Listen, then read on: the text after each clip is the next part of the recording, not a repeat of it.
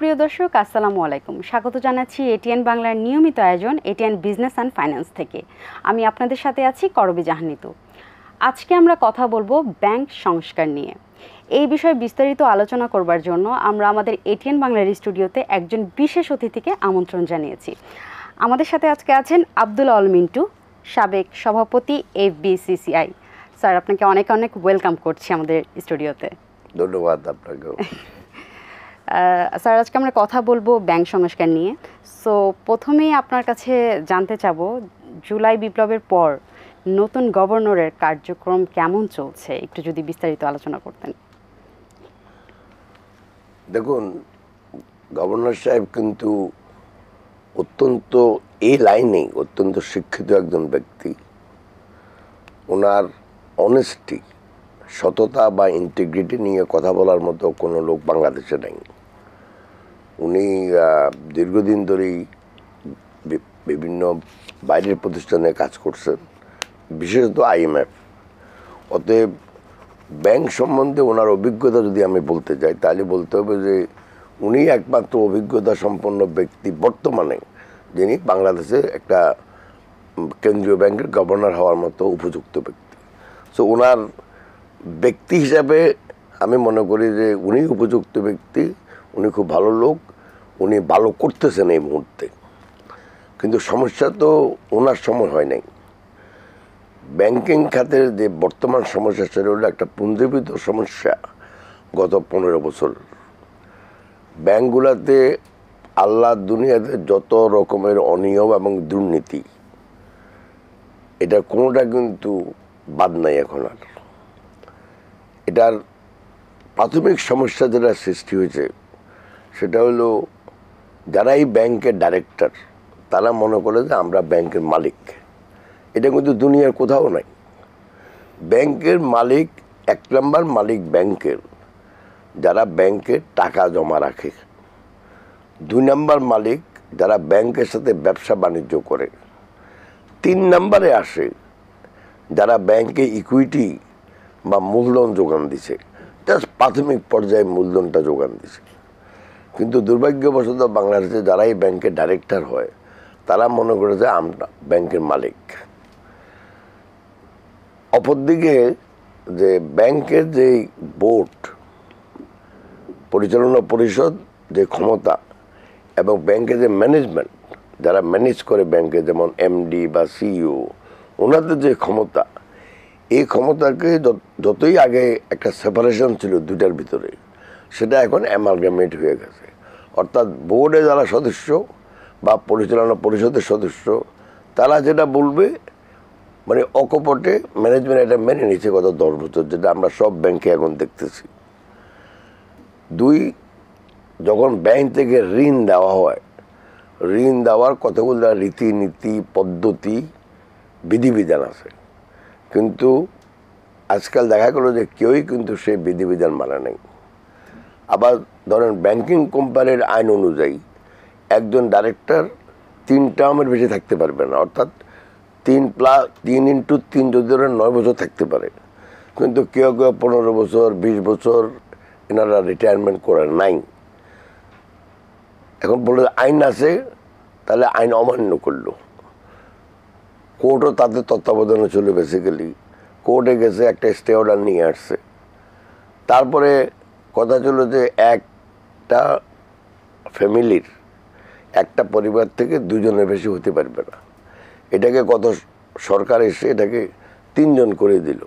কিন্তু দেখা যাচ্ছে যে কোনো বোর্ডে 5 জনও আছে, 6 জনও আছে একই ফ্যামিলির। যার ফলে আমাদের পরিচালনা পরিষদ এবং আমাদের যে ব্যবস্থাপনা কর্তৃপক্ষ, এটা মানে অ্যামালগামেট হয়ে গেছে, একটার সাথে একটা যুক্ত হয়ে গেছে। সেটা হলো একটা সবচেয়ে বড় সমস্যা বর্তমানে ব্যাংকের। তো এখন যদি আমি বলতে চাই, এখন বাংলাদেশ ব্যাংকের কথা আসেন। ব্যাংকের রেগুলেটরি এজেন্সি হলো বা নিয়ন্ত্রণ সংস্থা হলো বাংলাদেশ কেন্দ্রীয় ব্যাংক। এটা আমাদের দেশে না, দুনিয়ার সব দেশেই। কিন্তু দেখা গেল যে কেন্দ্রীয় ব্যাংক ওই রেগুলেশনের কর্মপদ্ধতিগুলা অনেকটা ইগনোর করে গেছে। যতটুকু ওনাদের কর্তৃত্ব ছিল, সেই কর্তৃত্বটা কারোর জন্য বেশি প্রয়োগ করা হয়েছে, কারোর জন্য প্রয়োগ করা হয় নাই। না হলে কিন্তু এই ডাইরেক্টর বা যারা মালিকানা দাবি করে ব্যাংকগুলোকে ধ্বংস করছে, দুর্নীতির মাধ্যমে ঋণ দিচ্ছে, এটা কিন্তু হতো না কোনো দিন। তো এখন বর্তমান যেই ব্যবস্থাপনা আছে কেন্দ্রীয় ব্যাংকের, যেমন 4 জনের নতুন ডেপুটি গভর্নর, গভর্নর সাহেবও নতুন, আমার চোখে যারা ধরা পড়ে এখন, ওনারা ব্যাংকগুলোকে রেগুলেট করার জন্য যথাযথ ব্যবস্থা নিচ্ছেন। এবং আমি আশা করি এই রেগুলেশনটার কার্যক্রম যদি ঠিকমতো থাকে, তাহলে অদূর ভবিষ্যতে ব্যাংকে যে সমস্যাগুলো আছে এগুলো কমে যাবে, কিন্তু সমস্যার সমাধান করতে একটু টাইম লাগবে। কারণ অনেকগুলো ব্যাংক তো রিয়েল সমস্যায় আছে, সেগুলি ব্যাংকিং সমস্যা যখন হয় সেটা কিন্তু একদিনে বা 1 সপ্তাহ বা 1 মাসে শেষ হয় না, এটা একটু সময় লাগে। এর সাথে যদি আপনি একটু যুক্ত করে এই বিগত সরকারের ব্যাংকিং খাতের কার্যক্রম সম্পর্কে একটু জানাতেন। আমি যে রেগুলেটরি সিস্টেমের কথা বললাম সেটা তো ছিলই না, 1। 2 নম্বর হলো যে ব্যাংকের বেশিরভাগ বড় বড় গ্রাহক যারা লোন নিছে, তারা বেসিক্যালি কোনো না কোনোভাবে রাজনৈতিক দলগুলো মানে সরকারি দলের সাথে সম্পৃক্ততা ছিল। দেশে এমন একটা নেক্সাস গড়ে উঠছিল, রাজনীতিবিদ, তারা আমি মনে করি দুর্বৃত্তায়িত রাজনীতিবিদ, দুর্বৃত্তায়িত ব্যবসায়ী, এবং এই 2টা গ্রুপ একত্রে মিলে, তার সাথে আমাদের যে আমলারা ছিল তারাও অনেকটা ওই সরকারি দলের মতো ছিল। এই 3টা গ্রুপ একত্রে নিজেরা সমন্বয় করে ব্যাংক থেকে আসল টাকাগুলো নিয়ে গেছে। সো এখন ব্যাংক থেকে যখন টাকা একবার চলে যায় এবং এটা যদি রং লোকের হাতে যায়, তাহলে সে টাকাটা তো তাড়াতাড়ি ফেরত আসে না। তো এখন আলটিমেটলি যেটা মানে যেই বেশি, যেটা আপনি হয়তো বলবেন পরে, যে এটা ভোগান্তি হয় যারা সাধারণ সঞ্চয়কারী তাদের উপরে। বাট বর্তমানে যেভাবে আমাদের কেন্দ্রীয় ব্যাংক কার্যক্রম চালাচ্ছেন এবং ব্যাংকগুলোকে রেগুলেট করছেন এবং ব্যাংকগুলোর ব্যবস্থাপনা কর্তৃপক্ষ যেভাবে কাজ করছেন, আমি আশা করি গ্রাহকদের এই ভোগান্তি খুব বেশি দিন থাকবে বলে আমার কাছে মনে হয় না। এটা ভালোর দিকে যাচ্ছে এখন।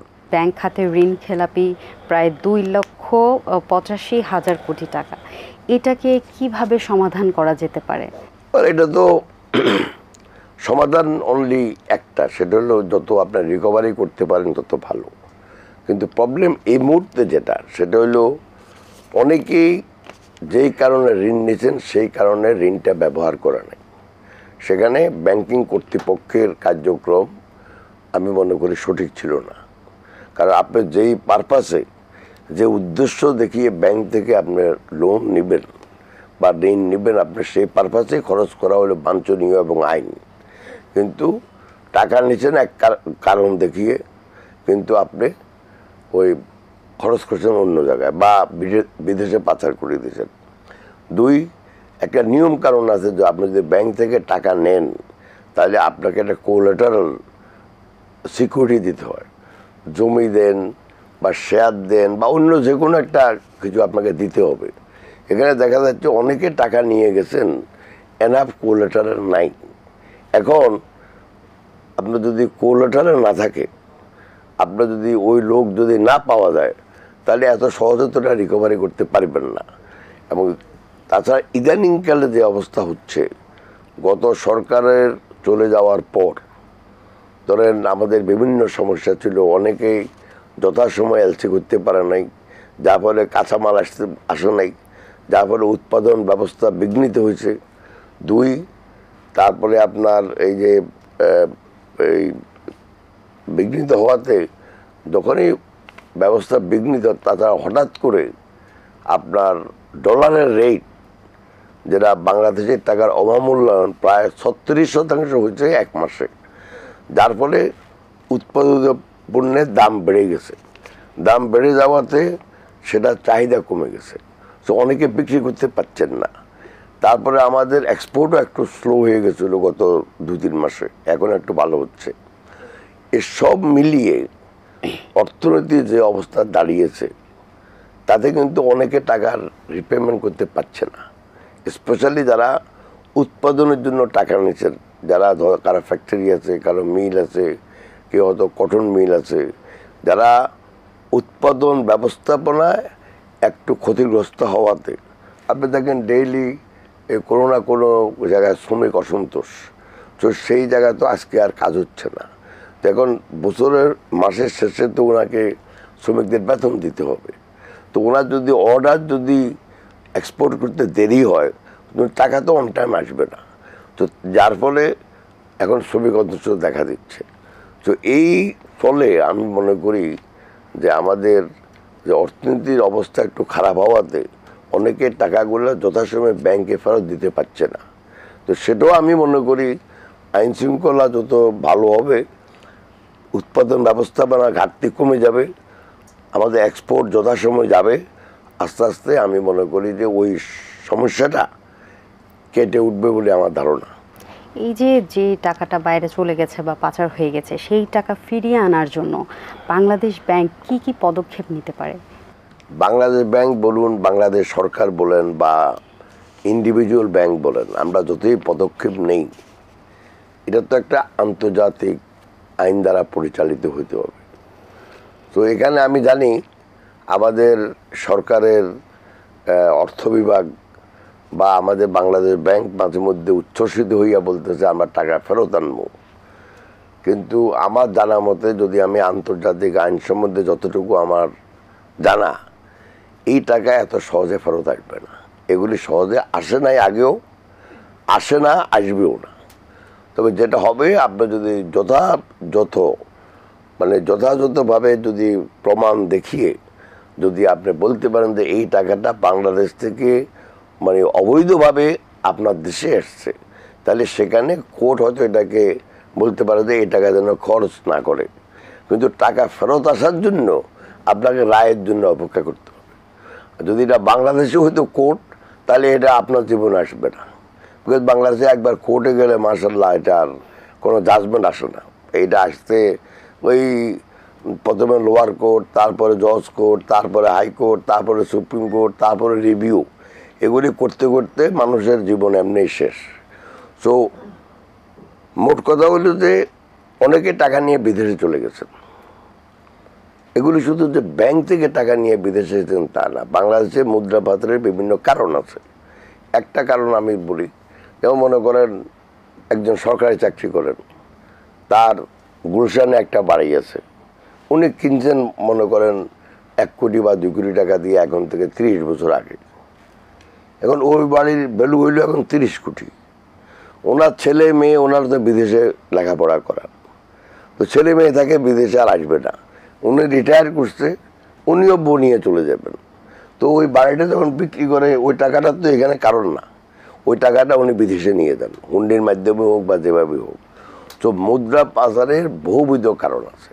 একটা হলো যদি আপনি, যেটা একটা বললাম, 2 নম্বর হলো যদি আপনি অবৈধভাবে অর্থ উপার্জন করেন, সেটা যদি বাংলাদেশে আপনি দেখাতে না পারেন, বাংলাদেশে কোন লোকের বিদেশে আত্মীয় স্বজন নাই, ওই একজনের অ্যাকাউন্টে আপনার টাকাটা হুন্ডির মাধ্যমে নিয়ে জমা দিয়ে দিলেন। তারপরে তো আছে যারা এক্সপোর্ট ইম্পোর্টে ওভার ইনভয়েস, আন্ডার ইনভয়েস, এগুলির মাধ্যমেও কিছু টাকা পাচার হয়। বা আপনি বিদেশে বাড়ি কিনলেন, এখান থেকে ডাইরেক্ট হুন্ডির মাধ্যমে টাকা নিয়ে গেলেন। সো বহুমাত্রিক সমস্যা এটা। এটা সরকার যাই বলুক, বাংলাদেশ ব্যাংক যাই বলুক, বললেই যে টাকা পাচার হওয়া টাকা ফেরত আসবে, এত তাড়াতাড়ি এটা আসবে না। সো এটার জন্য ধৈর্য সহকারে কাজ করতে হবে। তবে যেটা করতে পারে যে নতুন আইন কানুনের মাধ্যমে যেন ভবিষ্যতের জন্য পাচার কম হয়, সেই ব্যবস্থাটা এখন তো বাংলাদেশ ব্যাংক নিচ্ছে। আশা করি ওটা আরও সুদৃঢ় করবে, যাতে করে ভবিষ্যতে টাকা পাচার কম হয়। বড় ব্যবসায়ীরা কাঙ্ক্ষিত ঋণ পেলেও বেশিরভাগ এসএমই উদ্যোক্তারা ঋণের আওতায় আসেন না, এটার কারণ কি বলে আপনি মনে করেন? এটা এক ধরনের বৈষম্য বলতে পারেন। আমরা বাংলাদেশে এই দেখেন, এক একটা ব্যাংকের প্রত্যেক জেলাতে ব্রাঞ্চ আছে, কারো 10টা, কারো 20টা ব্রাঞ্চও আছে, অনেকের উপজেলা লেভেলও ব্রাঞ্চ আছে। তো এখন সব উপজেলাতে লোকজন টাকা সঞ্চয় করে ব্যাংকে, কিন্তু সেখানে কোনো লোন দেয় না। লোন এনে দেয় ঢাকা শহরে বড় লোকদের, যারা টাকা চুরি করে, যারা টাকা পাচার করে, যারা এক নামে ঋণ নিয়ে আরেক নামে আরেক কাজে ব্যবহার করে। বাড়ি নিলে হয়তো মেশিন আনবে বলে ফ্যাক্টরি, কিন্তু হয়তো বড় একটা দালান বানাচ্ছে বা একটা গুলশানে বাড়ি বানাচ্ছে। তো আমি মনে করি বাংলাদেশে একটা নিয়ম করা উচিত যে যেই অঞ্চলে যতটুকু সঞ্চয় হয় ব্যাংকে ডিপোজিট থাকে, তার শতকরা অন্তত 40% ওই অঞ্চলে যেন বিনিয়োগ করা হয়, লোন দেওয়া হয়। 2, এসএমইর জন্য তো আলাদা ফান্ড আছে, কিন্তু অনেক সময় ওই ছোটো গ্রাহকদের প্রতি আমাদের ব্যাংকদের কোনো নজর থাকে না। তারা দেখে যে ভাই একজনকে যদি আমি 1000 কোটি টাকা লোন দিই, তো আমার এক অ্যাকাউন্ট থেকে এত টাকা আয় হবে। আর আমি 1000 কোটি টাকা যদি 1000 লোককে দিই, 1 কোটি টাকা করি, তো তাহলে এত লোকের ভিতরে দৌড়াইবে কে? তো সেজন্য আমি মনে করি বাংলাদেশ ব্যাংকের একটা ফান্ড আছে অলরেডি, বাট ওটাকে আরও শক্তিশালী যদি করে এবং যদি ব্যাংকগুলোর উপরে বাধ্যতামূলক করে যে যেই টাকা যেই অঞ্চলে সংগৃহীত বা সঞ্চয়, ওই অঞ্চলে টাকা ব্যয় করতে হবে, লোন দিতে হবে বেশি, তাহলে আপনার দেখেন যে ওই অঞ্চলেও ব্যবসা বাণিজ্য বাড়বে। এখন ওই ঢাকাতে যদি আপনি যদি ওই আমাদের ফেনীতে যদি 1 কোটি টাকা লোন চান, তাকে ঢাকা হাসি ফুটি থাকতে হয়, কিন্তু ওই ম্যানেজারের কাছে কিন্তু লোন দেওয়ার অথরিটি নেই। সে হয়তো একটা কাগজপত্র করে এখানে পাঠায়, তখন ওই ঋণ গ্রহীতা ঢাকাতে এসে তদবির করতে হয়। কী জন্য? এই জন্য যে আমরা আমাদের একটা অভ্যাসে পরিণত হয়েছে এখন, যে একজন থেকে টাকা নিয়ে আরেক জায়গায় আমরা নিয়ে আসি। এটা হইলো আপনার এক ধরনের ওই যে যেমন মানে বাংলাদেশে বৈষম্য তো আর শেষ নাই, এটাও একটা বৈষম্য, এটা নিয়ে কেউ কথা বলে না। ওই জন্য আমি চাচ্ছি ভবিষ্যতে যেই জায়গার টাকা ওই জায়গায় বিনিয়োগ করতে হইব, তাহলে দেখবেন দেশের সব অঞ্চল একসাথে মানে উন্নয়ন করবে। ব্যাংকিং সেবার মান বাড়ানোর উপায় কি? এবং আপনি যেটা বলছিলেন বেশিরভাগ ব্যাংক তো শহর এলাকাতে, গ্রামে সেবা পৌঁছানোর উপায় কি? এখন আপনি যদি বাধ্যতামূলক করেন যেখানকার টাকা সেখানে বিনিয়োগ, তাহলে তো সেবার মান বাড়াইতে হবে। শুধু একটু হয়তো ট্রেনিং দিতে হবে সেবার মান বাড়ানোর জন্য আমাদের ম্যানেজারদের, যে ভাই তুমি ঋণ দেওয়া শিখো, তুমি ঋণ আবার জন্য কালেকশন করতে পারো সেটা তুমি শিখো ওইখানে। এখন ওরা কী করে ওখান থেকে টাকা নিয়ে ধরুন ঢাকা শহরে পাঠাই দেয়। আমি এমন ব্রাঞ্চও জানি, মনে করেন আপনার 50 কোটি টাকা ডিপোজিট আছে মনে করেন একটা জেলাতে, কিন্তু সেখানে তার লোন হইল মাত্র 1 কোটি বা 2 কোটি। তো বাকি টাকা কই? বাকি টাকা তো সে ঢাকা শহরে পাঠাই দিয়েছে। কার জন্য? আমার জন্য, আপনার জন্য, যারা বড় লোক তাদের জন্য। তো সেজন্য বলি ওখানে যদি আপনি বিনিয়োগের পন্থা চেঞ্জ করেন, যদি লোকাল এলাকাতে বিনিয়োগ করতে বাধ্যতামূলক করেন, তাহলে প্রত্যেক অঞ্চলেই ফ্যাক্টরি হবে। ফ্যাক্টরি সব ঢাকার আশেপাশে কেন হবে? এই ঢাকাতে যারা ফ্যাক্টরিতে শ্রমিক, তারা কি ঢাকার লোক? কেউ কুড়িগ্রাম থেকে আসতেছে, কেউ খুলনা থেকে আসতেছে, কেউ নোয়াখালী থেকে আসতেছে। দরকারটা কি? যেখানে শ্রমিক, যেখানে টাকা আছে সেখানেই বিনিয়োগ হোক, তাহলে তো ও আর ঢাকা আসতে হবে না। এখানে ঢাকা আসতে একটা শ্রমিক যদি তার 20,000 টাকা লাগে জীবন মান ঠিক রাখতে, সেটা তো আমাদের ফেনীতে সে 15,000 টাকায় পায়। কিন্তু আমরা তো সব উল্টা করছি, এখনও উল্টা করে যাচ্ছি। তো আমি আশা করি ভবিষ্যতে এটা কেন্দ্রীয় ব্যাংকও এটাতে হাত দিবে, যাতে করি যেই অঞ্চলের টাকা সেই অঞ্চলে যেন বিনিয়োগ হয় বেশি। আমরা যদি ব্যবসার সাথেই তুলনা করি, তাহলে কি ব্যাংকের সংখ্যা কি যথেষ্ট নাকি আরও বাড়ানোর দরকার? দেখেন এখন যুগ তো প্রযুক্তির দিক থেকে যুগ অনেক উন্নত। এটা তো আমার ছোটোবেলার কথা না। এবার আপনাদের ছোটোবেলা ভাই কত রকমের প্রযুক্তি বাইর হয়েছে, সব ব্যাংক হয়ে যাচ্ছে ডিজিটাল। আপনি হাঁটতে হাঁটতে যাই এটিএম মেশিনে পয়সা উঠাইতে পারেন। সো এটা এই ইস্যু না যে ওখানে ব্রাঞ্চ থাকতে হইব, আপনি সার্ভিস প্রোভাইড কীভাবে করবেন যাতে করি প্রতিটি লোক। এখন তো ধরুন আপনি ওই মোবাইলেও আপনার টাকা ট্রান্সফার করতেছেন না, তো আগের দিনে কি এটা সম্ভব ছিল? আগের দিন তো যে বিকাশও আসছিল না, নগদও আসছিল না। এখন জনগণের দোরগোড়ায় ব্যাংকিং সেবা পৌঁছানোর বিভিন্ন পন্থা এখন আবিষ্কৃত।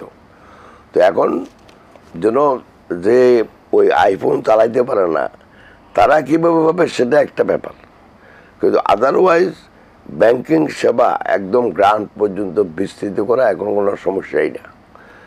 একটু আপনি যদি ডিজিটাল বা ইনফরমেশন টেকনোলজি বা ওই এই যে বিভিন্ন প্রযুক্তি যেগুলি আছে সেগুলি যদি ব্যবহার করে আপনি মানুষের কাছে যেতে পারেন তাহলে কিন্তু আপনার সবার কাছে ব্যাংকিং সেবা পৌঁছে যাবে। এই যে রিজার্ভ সংকটের কারণে এলসি খোলা যাচ্ছে না, এতে আপনি কি মনে করেন বর্তমান সরকার এই সংকট সমাধানে কি ব্যাংকগুলোকে সঠিক পথ নির্দেশনা দিতে পারছেন কিনা? রিজার্ভ সংকট তো গত সরকার মানে এমন এক সংকটের দেশকে রেখে ওনারা পালিয়ে গেছেন। এটা কিন্তু এই সরকার চাইলেও ইচ্ছাকৃত মানে চাইলেও এটাকে ঠিক করতে পারবে না 1 মাস 2 মাস বা 6 মাসে। এটার কারণ হলো রিজার্ভটা আসে কোত্থেকে।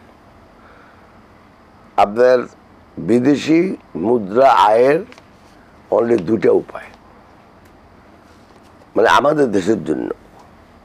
একটা উপায় হলো যদি আপনি রপ্তানি করেন, 2 নম্বর উপায় হলো যদি আপনি রিমিটেন্স বাইরে থেকে আসে, যে আমাদের যারা যে লোকগুলো বিদেশে চাকরি বাকরি করে তারা যে টাকাটা পাঠায়। এই 2টা ছাড়া তো আর ফরেন এক্সচেঞ্জ উপার্জনের অন্য কোনো মানে পথ নাই।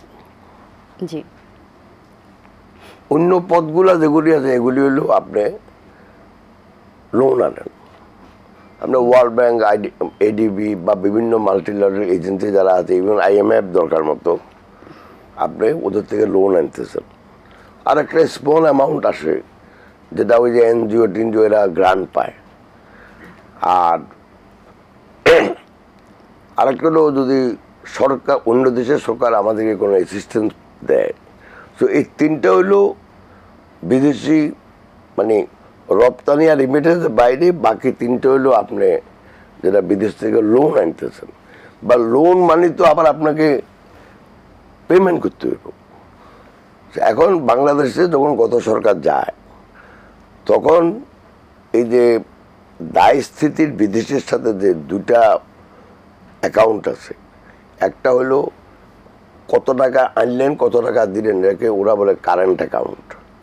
তো ওই কারেন্ট অ্যাকাউন্টের 3টা, একটা রপ্তানি কত করলেন এর থেকে আমদানি বাদ দেন, যদি মাইনাস হয় তাহলে সেটাকে পূরণ করবেন রিমিটেন্স দিয়া।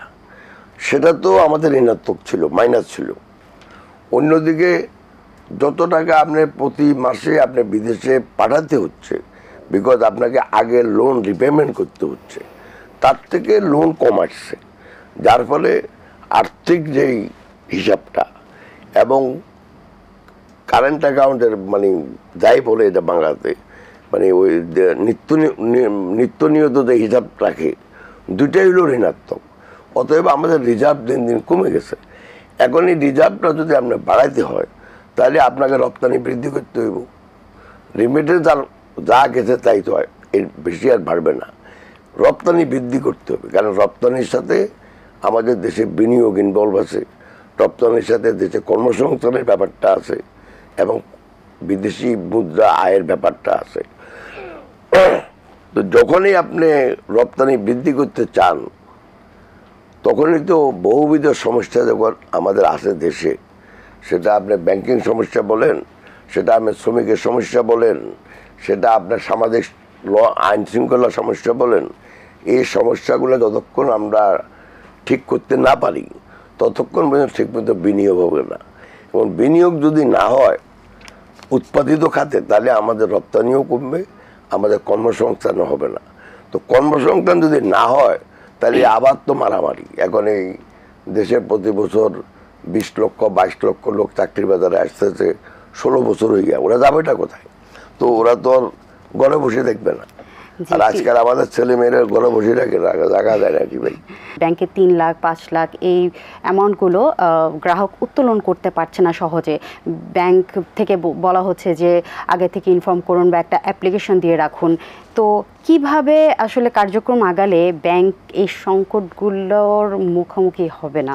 এটা প্রথমে আপনি একটা কথা বলছেন যে 2,85,000 কোটি টাকা এখন আমাদের মানে খেলাপি ঋণ। তার মানে হলো আমরা যা সঞ্চয় করতেছি নিত্য নিয়ত তার থেকে বেশি ঋণ খেলাপি, অর্থাৎ যারা ঋণ নিচ্ছেন তারা এখন ফেরত দিতে পারছেন না বা দিচ্ছেন না। ইচ্ছাকৃত আছে কিছু, আবার কিছু আছে অনিচ্ছাকৃত, যারা কত মিল চালাতে পারছে না, টাকাটা ফেরত দিতে পারছে না। তো ব্যাংক তো একটা আস্থার ব্যাপার আছে। প্রথম কথা হলো কয়েকটা কারণ, এটা আমি একটা তো আমি আপনাকে বললাম যেটা যে খেলাপি ঋণ হওয়াতে বা ইচ্ছাকৃতভাবে ঋণ ফেরত না দেওয়াতে একটা সমস্যার সৃষ্টি অলরেডি হয়েছে গত সরকারের আমলে। 2 নম্বর সমস্যা আমি মনে করি এটাও গত সরকারের আমলের, সেটা হলো বাংলাদেশে গত 2 বছর যে হারে মূল্যস্ফীতি বাড়ছে, দ্রব্যমূল্যের দাম বাড়ছে, সে হারে মানুষের মজুরি বৃদ্ধি পায়নি। তো এখন আপনি যখন টাকা জমা করেন কিভাবে করেন? আপনার যদি 10,000 টাকা যদি আপনার আয় হয় এই মাসে, আর আপনি যদি 12,000 টাকা খরচ করেন বা খরচ করতে হয়, আপনার ছেলে মেয়ের চিকিৎসা, ছেলে মেয়ের খাওয়া দাওয়া, স্কুলে পাঠানো, 12,000 খরচ হলে আপনার সঞ্চয় করতে কি করবে? আপনি তো অন্য লোক থেকে 2,000 টাকা মাসে মাসে নিতে হবে। আর যদি আপনার মজুরি যদি 12,000 টাকা হয় আর ফ্যামিলি খরচ যদি আপনার 10,000 টাকা হয়, তার 2,000 টাকা আপনি সঞ্চয় করবেন। তো সঞ্চয় করার কতগুলো রাস্তা আছে। একটা সঞ্চয় হলো আপনার যদি সরকারি সঞ্চয়পত্র কিনেন, আর আরেকটা হলো যদি আপনি ব্যাংকে রাখেন। আর ওই সুদে টাকাতে এগুলি তো আর ব্যাংকিং করতে আসতেছে না। সো আপনি যদি এখন আপনার যদি খরচ প্রতি মাসে যদি আপনার আয় থেকে বেশি হয়, তো সঞ্চয় তো হবে না। আপনি আগের সঞ্চয় এখন খরচ, আগে যেটা জমা করছেন গত কয়েক বছর, এখন প্রতি মাসে কিছু কিছু উঠে খরচ করবেন, কারণ আপনার ছেলে মেয়েকে তো উপাস রাখবেন না। তো এমনি দেশের সঞ্চয় এখন আগের থেকে ওই গতিতে আর বৃদ্ধি পাচ্ছে না। 2, সঞ্চয় যা মানুষ করতেছে, সরকার সঞ্চয়পত্র বিক্রির মাধ্যমে বেশি সুদ দিয়া ওটা পাবলিক থেকে ডাইরেক্ট নিয়ে যাচ্ছে, ওরা আর ব্যাংকে যাওয়া লাগতেছে না, কারণ ওনাদের তো যেটা রেভিনিউ ট্যাক্স যেটা আসবে বলছে সেটা তো হচ্ছে না, সেটা সবসময় কম থাকে। তো সরকার নিজে নিয়ে যাচ্ছে, যাতে করে ব্যাংকে একদিনে যা মানে মানুষ ডিপোজিট রাখার কথা আর একদিনে যা উঠানোর কথা, সেটা ইমব্যালেন্স হয়ে গেছে। সব ব্যাংকে না, ওই যে আপনার কোনো কোনো ব্যাংকে। তো এখন যখন এটা হচ্ছে তখনই তো গ্রাহকদের টাকা দিতে পারছে না। তবে আজকেও আমি বাংলাদেশ ব্যাংকে কথা বলছি, আমার ব্যক্তিগত ধারণা বাংলাদেশ ব্যাংক যেটা ওনাদের দায়িত্ব এবং কর্তব্য, এই জন্য কেন্দ্রীয় ব্যাংকে বলা হয় lender of the last resort, অর্থাৎ আপনি আর কোথাও কোনো টাকা যদি ঋণ না পান তাহলে আপনি কেন্দ্রীয় ব্যাংক আপনাকে ঋণ দিতে হবে। তো কেন্দ্রীয় ব্যাংক তো আমাকে আপনাকে ঋণ দেয় না, কেন্দ্রীয় ব্যাংক দিয়ে বাণিজ্যিক ব্যাংকগুলোকে, বাণিজ্যিক ব্যাংকগুলো লেনদেন করে আমার সাথে আপনার সাথে। জি, এটাই জানতে চাচ্ছিলাম যে দুর্বল ব্যাংকগুলোকে বাংলাদেশ ব্যাংক কিভাবে সাহায্য করছে? এখন বাংলাদেশ ব্যাংক সাহায্য করতে পারে অনেক টাকা দিয়া, সেটা এখন কিছু কিছু করতেছে। তবে আমি মনে করি এটা যতটুকু করা দরকার, যতটুকু দায়িত্ব এবং কর্তব্য সেই অনুপাতে কম। তবে আজকে কথা বলে আমি আশান্বিত যে অচিরেই এই যে সমস্যাটা, এটা ওনারা সাহায্য করবেন যেন সমস্যাটা কমে যায়। কিন্তু সমস্যাটা আবার উদ্ভাবনও করছে কেন্দ্রীয় ব্যাংক। এই যে আপনার এটা সবল ব্যাংক, এটা দুর্বল ব্যাংক। এখন আপনি যদি ব্যাংকে টাকা রাখতে চান, আর কেন্দ্রীয় ব্যাংক যদি বলে, যারা বাণিজ্যিক ব্যাংকের মাও বলতে পারেন, বাপও বলতে পারেন, দাদাও বলতে পারেন। এখন বাপ দাদা যদি বলে যে আমার ছেলে খারাপ, তো ওই ছেলেরে কেউ ভোট দিবে ইউনিয়ন কাউন্সিলে দাঁড়ালে? তো এখন ওই কেন্দ্রীয় ব্যাংক বলে এটা সবল ব্যাংক, এটা দুর্বল ব্যাংক, তো আপনার দুর্বল ব্যাংকে কেন যাবেন? তো সমস্যাটা উদ্ভাবন, সমস্যাটা শুরু হয়েছে কেন্দ্রীয় ব্যাংক থেকে। আগে গভর্নর বলছে যে এটা লাল ব্যাংক, এটা সবুজ ব্যাংক, এটা দুর্বল ব্যাংক, এটা এটা এই গভর্নর বলে না, এই গভর্নর হয়তো আগেরটাকে উচ্চারণ করছে, কিন্তু আসল কথাটা বলছে আগের গভর্নর বলে পাবলিকের ভিতরে একটা ভীতি সৃষ্টি করছে, যার ফলে কিছু ব্যাংক থেকে লোকজন বেশি টাকা উঠাই ফেলতেছে, আবার নিয়ে রাখতেছে ওই যারা কেউ আপনি বলছেন সবল ব্যাংক ওদের কাছে। তো টাকা বাড়েও নাই, টাকা কমেও নাই, কিন্তু কিছু ব্যাংকের কাছে বেশি যাচ্ছে, কিছু ব্যাংকের কাছে কমে যাচ্ছে টাকা, যার ফলে সে দৈনন্দিন তার যে কাস্টমার টাকা উঠাবেন বা লেনদেন করবেন সেটা করতে পারছে না। তো আমি আশা করি, আমি খুব আশান্বিত যে আগামী সপ্তাহের ভিতরে এই সমস্যাটা অনেক কমে যাবে, বিকজ বাংলাদেশ ব্যাংক এখন সমস্যাটা পুরোপুরি বুঝছেন এবং এই সমস্যার সমাধানে এগিয়ে আসছেন। জি, আপনি তো একজন প্রতিষ্ঠিত ব্যবসায়ী, আপনি ব্যাংকের কাছে কোন কোন সুবিধা পেতে চান, বা আপনার মতো যারা বাংলাদেশের বিজনেস ম্যাগনেটরা আছেন তারা আসলে ব্যাংকের কাছে কি কি সুবিধা চেয়ে থাকেন? শুনেন, এখন ব্যাংক তো একটা সুবিধা দিতে পারে, খালি লোন, আর তো কোনো সুবিধা দিতে পারে না। তো ওইটুকুই সুবিধা দেওয়া উচিত। আমি কি চাই এটা ইম্পর্টেন্ট না। আপনি যদি ব্যাংকে কাছে বলেন যে ভাই আমি একটা এলসি করতে চাই, আমার $10,000 এলসি, ব্যাংক তো কাস্টমার দেখবে যে এই কাস্টমারটা আগের এক্সপিরিয়েন্স আছে কিনা, কিন্তু আগে না থাকলে তো আপনাকে সাহায্য করবে না ব্যাংক, তা না। কিন্তু নতুনটাকে আপনার $10,000 একটা এলসি করতে দেন, আর পুরানো যে এর আগে মানে ধরেন $20,000 এলসি করছে বা $50,000 এলসি করছে, তারটা বেশি করেন। অতএব ব্যাংক থেকে একটাই আপনার সাহায্য পাওয়ার কথা, ব্যবসা বাণিজ্য এবং বিনিয়োগ প্রসারে আপনার নিজের মূলধনের বাইরে যে টাকাটা বিনিয়োগ করতে হবে সেটা ব্যাংক খাত থেকে আসার কথা। কিন্তু বাংলাদেশের আর্থিক খাতের এটা একটা সবচেয়ে বড় সমস্যা এই জায়গায়। প্রথম কথা হলো, আপনি যদি আমেরিকাতে যান বা ব্রিটিশ অন্য কোনো দেশে যান, তাহলে মূলধনের যোগান দেয় পুঁজিবাজার থেকে, যেন আমাদের স্টক এক্সচেঞ্জে ক্যাপিটাল মার্কেট আছে। ব্যাংক কখনো এই মূলধন দেওয়া উচিত না। এর একটা কারণ, ব্যাংকে আপনার টাকা রাখেন 6 মাসের জন্য বা 1 সপ্তাহের জন্য বা 3 মাসের জন্য, কিন্তু ব্যাংক আপনার আরেকজনকে লোন দিচ্ছে 10 বছরের জন্য। তো এটা তো সামঞ্জস্যপূর্ণ হইল না।